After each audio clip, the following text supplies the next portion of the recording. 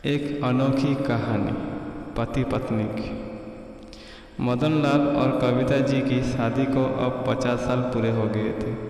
उन दिनों की उम्र से भी 50 से ऊपर निकल चुकी थी। दोनों ने अपनी पूरी ज़िंदगी एक दूसरे के साथ काफ़ी हंसी खुशी से बिताई थी। दोनों बिल्कुल दो जिस्म एक जानकर बनकर जिए थे।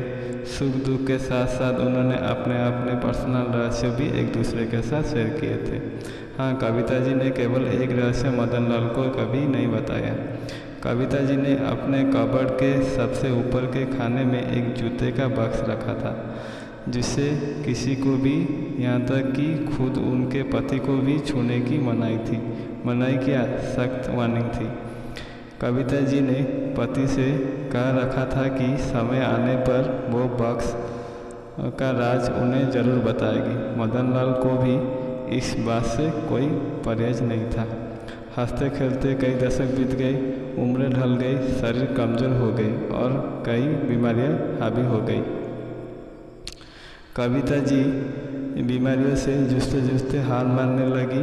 तब अपना आखिरी समय करीब है ये जानकर उन्होंने मदन लाल को अपने पास बुलाया और अपने जीवन का वो एकमात्र राज जो उनके कपड़ में बंद था उसको उससे परिचित करवाया। कविता जी ने अपने पति को उस बॉक्स को लाने के लिए कहा।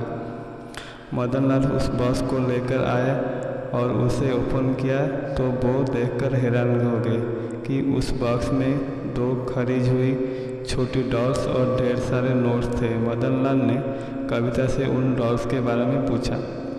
कविता जी ने कहा, जब मेरी शादी होने वाली थी तब मेरी दादी ने मुझे समझाया था कि अगर अपनी शादी को लंबे समय तक चलाती हो तो एक दूसरे से जिस्ती हो सके, आर्गुमेंट और शिकायतें कम हो सका, उसका ध्यान रखना। और उन्होंने उसके लिए मुझे ये डॉल्स का तरीका भी बताया था, जिसमें जब भी मुझे तुमसे कोई शिकायत हो तब एक डॉल को खुरच कर उसे संभाल कर रख लेना।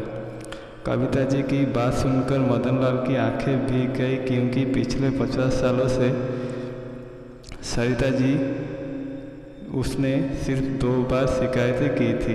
विचार ही कि उनके लिए काफ़ी सुखद था। बाद में उन्होंने उन ढेर सारी 100 की नोटों के बारे में पूछा जो गिनती करने पर 1 लाख से भी ज़्यादा की थी। कविता जी ने कहा कि ये नोट मैंने तब तक उस बॉक्स में डाली जब तक मैंने आपके साथ कोई खुशी या संतोषी के पल बिताए। मदन लाल जी अपनी पत्नी को गले से लगाकर रो पड़े और बोले, मेरे किसी जन्म के पुण्य ही होगे जिसमें मुझे तुम पत्नी रूप से मिली।